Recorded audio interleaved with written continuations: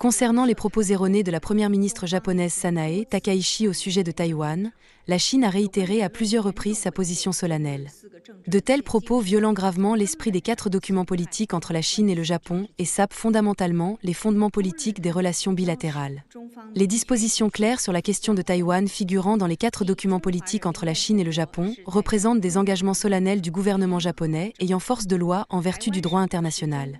Il n'y a pas de place pour l'ambiguïté ou les interprétations erronées. Quel que soit le parti ou l'individu qui gouverne le Japon, il doit respecter et honorer les engagements du gouvernement japonais sur la question de Taïwan.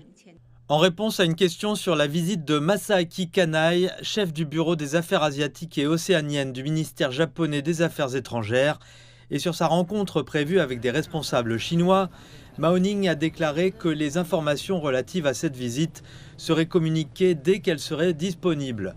La porte-parole a souligné qu'en ce qui concerne les propos de Mme Takaichi, la Chine a protesté et continuera de protester vigoureusement auprès du Japon, notamment pour qu'il réfléchisse immédiatement à ses torts et les corrige, qu'il retire ses propos erronés et qu'il cesse toute provocation sur les questions liées à la Chine.